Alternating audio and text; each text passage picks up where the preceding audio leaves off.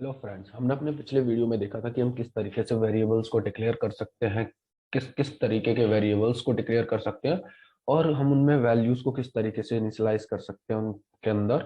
वो हमने सीखा था। ठीक है। आज के इस लेक्चर में हम लोग सीखने वाले हैं कि हम लोग किस तरीके से उस वेरिएबल के अंदर जो वैल्यूज रखी हुई हैं, जो वैल्यूज उस वेरिएबल ने स्टोर की हुई है, उन्हें हम आउटपुट स्क्रीन पर प्रिंट करा सकेंगे।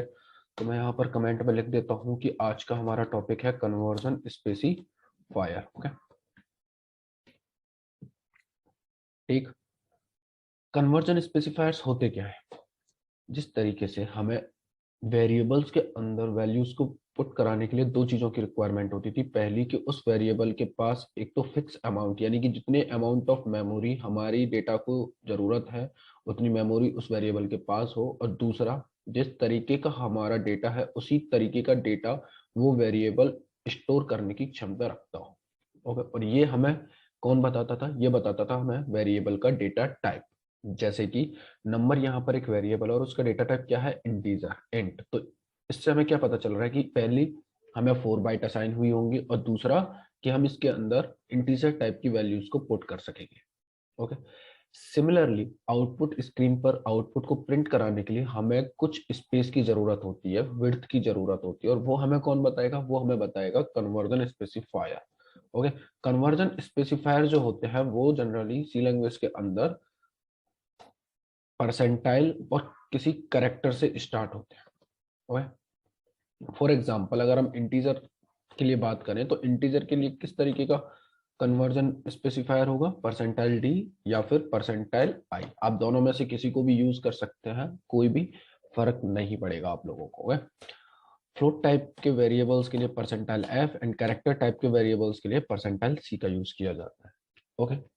अब इसका यूज किस तरीके से होगा हम वो देखते हैं। मैंने आप लोगों को बताया था कि प्रिंटफ फंक्शन के अंदर अगर हम डबल कोट्स के अंदर कुछ भी असाइन कुछ भी लिखेंगे, कोई भी मैसेज प्रिंट कराना चाहेंगे तो हम इस तरीके से मैसेज को प्रिंट कराएंगे। ओके। मैंने प्रोग्राम को सेव किया। अब मैं अगर इसको रन करूं तो क्या मुझे कोई एरर शो होगा? बिल्कुल। क्यों? क्योंकि मैंने प्रिंटफ एक लाइब्रेरी फंक्शन को यूज किया है, बिना हेडर फाइल को यूज किया। और मैंने बताया था इसके लिए हम कौन सी हेडर फाइल यूज करेंगे? stdio.h। अब अगर मैं इस प्रोग्राम को रन करूंगा तो मुझे ना कोई एरर आएगा और ना ही कोई वार्निंग, सिंपली आउटपुट स्क्रीन पर कोड विद वीपी प्रिंट होकर के आ गया, क्योंकि मैंने अपने प्रिंटफ फंक्शन के अंदर कोड विद वीपी लिखा था। ओके। अब मेरे जो नंबर वेरिएबल है उसके अंदर 78.8 है। ये क्या है? एक डेसिमल यानी कि फ्लोटिंग वैल्यू है। और जबकि अलाउ क्या करेगा हमारा ये जो नंबर वेरिएबल है? सिर्फ इंटीजर पार्ट को, क्योंकि ये इंटीजर टाइप का डेटा टाइप है। तो नंबर वेरिएबल के अंदर मेमोरी के अंदर 78 स्टोर हुआ होगा। ये मैंने आपको पिछले वीडियो में बताया था। प्रूफ के लिए मैं इसको यहाँ पर प्रिंट कराता हूँ। तो हम नंबर हमारा क्या है? इंटीजर टाइप का डेटा टाइप है, तो उसके लिए हम परसेंटाइल डी यूज करेंगे डबल कोट्स के अंदर। फिर हम डबल कोट से बाहर आएंगे, कॉमा लगाएंगे और अपने वेरिएबल का नाम लिख देंगे। वेरिएबल इंटीजर टाइप का होना चाहिए क्योंकि हम परसेंटाइल डी यूज कर रहे हैं। ओके। अगर आप फ्लोट टाइप का वेरिएबल यूज करोगे तो वो फ्लोटिंग वैल्यू को प्रिंट नहीं करेगा। क्यों? क्योंकि हमने यहाँ पर परसेंटाइल डी लिखा हुआ है, तो वो सिर्फ उस फ्लोटिंग वैल्यू के इंटीजर पार्ट को प्रिंट करेगा। वो हम देखेंगे अभी। मैं इस प्रोग्राम को रन करता हूँ। ओके। मैंने इस प्रोग्राम को रन किया और मुझे यहाँ पर आउटपुट स्क्रीन पर 78 प्रिंट होकर के आया, ना कि 78.8। क्यों?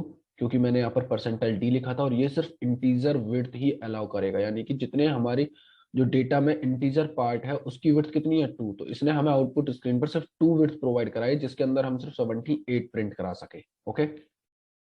चलिए, अगर मैं यहाँ पर लिखता हूँ नेम, तो अब ये हमें क्या प्रिंट कराएगा? ये हमें 0 प्रिंट कराएगा? नहीं, ये हमें प्रिंट कराएगा इस करेक्टर की आस्काई वैल्यू। स्टार की आस्काई वैल्यू कितनी होती है? 42। मैंने आप लोगों को अपने पिछले लेक्चर्स में बताया था कि हमारे जितने भी करेक्टर्स होते हैं वो आस्काई कोड के अंदर ब्रेक होते हैं, और वो आस्काई कोड हमारी सिस्टम के अंदर मेमोरी के अंदर स्टोर होता है। ठीक है। तो मैंने यहाँ पर परसेंटाइल डी लिखा। परसेंटाइल डी यानी कि जो आउटपुट जो अपनी मेमोरी के अंदर स्टोर है वो क्या है? एक इंटीजर वैल्यू स्टोर है, इसलिए हमें यहाँ पर इंटीजर वैल्यू मिल गई। ओके। लेकिन अगर मैं यहाँ पर परसेंटाइल सी लिखता, मैंने परसेंटाइल सी लिखा, तो अब इसने क्या किया हुआ? हमें आउटपुट स्क्रीन से तो हमें इंटीजर वैल्यू ही मिली, कितनी? 42। लेकिन यहाँ पर परसेंटाइल सी लगा हुआ है, तो इसने क्या किया? कन्वर्ट कर दिया उस 42 को करेक्टर के अंदर। ओके। किसके अंदर, करेक्टर के अंदर। तो अब हमें आउटपुट स्क्रीन पर स्टार प्रिंट हुआ होगा इस तरीके से। दैट मीन्स हम इंटीजर टाइप का जो डेटा होता है उसको हम करेक्टर के अंदर कन्वर्ट कर सकते हैं। ओके, अगर मैं परसेंटाइल सी लिखूं और मैं यहाँ पर प्रिंट कराऊं नंबर, नंबर तो हमारा इंटीजर टाइप का डेटा वेरिएबल है, और हम यहाँ पर परसेंटाइल सी यानी कि कन्वर्जन टाइप का कन्वर्जन स्पेसिफायर यूज कर रहे हैं हम करेक्टर टाइप का। तो अब क्या प्रिंट होगा, अब प्रिंट होगा एन। क्यों, नंबर के अंदर कितना स्टोर है, 78। ओके, मैं यहाँ से 0.8 को हटा देता हूँ कंफ्यूजन के लिए। नंबर के अंदर कितना स्टोर है, 78। 78 को जब करेक्टर ने करेक्टर कन्वर्जन स्पेसिफायर ने कन्वर्ट किया तो वो बना एन। दैट मीन्स जो एन का आस्काई कोड है वो है 78। इसी तरीके से 0 से लेकर के 255 यानी टोटल 256 करेक्टर्स होते हैं। अगर मैं यहाँ पर लिखूं 256, ओके, मैंने इसको कराया रन, तो मुझे यहाँ पर कुछ भी नहीं मिला। क्यों, क्योंकि हमारे जो करेक्टर्स होते हैं, करेक्टर्स की विड्थ जो डिफाइन की हुई है वो कितनी है, 8 बाइट, 8 बिट यानी 1 बाइट, और 1 बाइट के अंदर 2 टू द पावर 8 यानी कि 256, और वो होते हैं 0 से लेकर के 255 तक।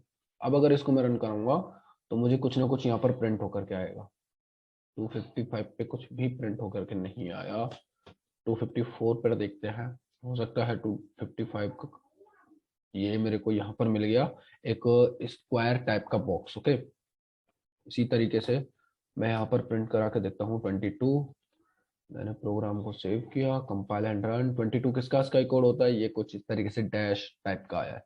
तो इस तरीके से 0 से लेकर के 255 तक टोटल करेक्टर्स होते हैं और उन सबके स्काई कोड डिफाइन है। ओके, टोटल करेक्टर्स कितने होते हैं हमारे सी लैंग्वेज के अंदर, 256 करेक्टर्स है और उन्हीं के 256 आस्काई कोड है। ओके, तो मैं यहाँ पर लिख देता हूँ परसेंटाइल डी। अब मैं क्या करता हूँ, यहाँ पर न्यू लाइन करेक्टर यूज कर लेता हूँ और अब नेक्स्ट लाइन पर मैं फ्लोट टाइप के वेरिएबल को प्रिंट करूंगा। तो मैं डबल कोट से स्टार्ट कराऊंगा, परसेंटाइल एफ लिखूंगा क्योंकि मेरा वेरिएबल फ्लोट टाइप का है, तो फ्लोट टाइप का कन्वर्जन स्पेसिफायर है परसेंटाइल एफ। देन कॉमा लगाऊंगा और फ्लोट टाइप के वेरिएबल का नाम लिखूंगा जो कि है प्राइस। फिर से मैं न्यू लाइन कैरेक्टर का यूज करूंगा एंड देन मैं यहाँ पर प्रिंट कराऊंगा अपने कैरेक्टर टाइप के वेरिएबल को जो कि है नेम। ओके, मैंने प्रोग्राम को सेव किया, एग्जीक्यूट, कंपाइल एंड रन। मुझे यहाँ पर एक एरर शो हो रही है और वो एरर क्या है, print, sorry I missed F.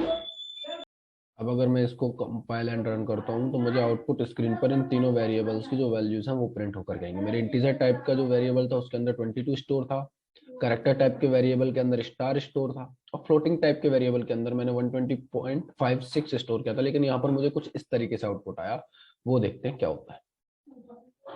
By default percentile F जो होता है वो डेसिमल के बाद 6 प्लेस तक का स्पेस अलाउ करता है। ओके, तो हमारा ये जो कंपाइलर है वो थोड़ा फ्लोट टाइप का जो वेरिएबल होता है, फ्लोटिंग जो सिस्टम होता है वो अप्रोक्सीमेशन सिस्टम पर वर्क करता है। तो हमने तो अपने सिस्टम में प्रिंट कराना चाहा था 120.56, लेकिन सिस्टम को क्या लगा होगा कि यूजर प्रिंट कराना चाह रहा है 120.559998। ओके, दैट मीन्स हो सकता है कि जो एक्चुअल वैल्यू हो वो ये हो, यूजर ने राउंड ऑफ करके वैल्यू को इस तरीके से दिया हो। ओके, तो हमारा ये जो सिस्टम होता है वो बाय डिफॉल्ट परसेंटाइल एफ जो होता है बाय डिफॉल्ट हमें डेसिमल के बाद 6 प्लेस तक की विड्थ अलाउ कराता है। ओके, अगर आप यहाँ पर मैं कुछ और लिखूं, लाइक मैं यहाँ पर लिख देता हूँ 0, तो अब मुझे आउटपुट स्क्रीन पर क्या प्रिंट होकर के आएगा, 0.00000000। दैट मीन्स मैंने बताया था ना 6 विड्थ, तो यहाँ 0 है तो बाकी की भी 0 ही रहे होंगे कहीं ना कहीं, क्योंकि पॉइंट के बाद 0 का वैसे भी कोई वैल्यू नहीं होता, तो इसलिए इसने बाय डिफॉल्ट 4 जीरोस ऐड कर दिए।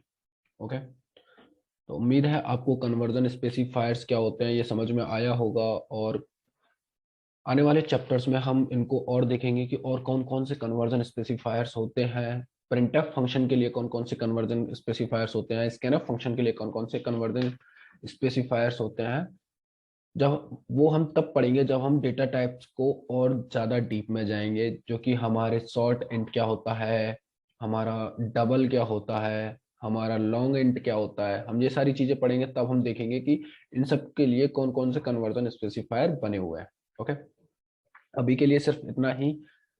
मिलते हैं नेक्स्ट लेक्चर में मोर इंटरेस्टिंग टॉपिक्स के साथ। तब तक आप लोग प्रैक्टिस करते रहिए, और नोट्स के लिए मैंने नीचे डिस्क्रिप्शन में टेलीग्राम चैनल की लिंक दी हुई है, आप लोग उस टेलीग्राम चैनल को जरूर ज्वाइन कर लीजिएगा ताकि आप लोगों के पास नोट्स टाइम टू टाइम आते रहें। Thank you guys.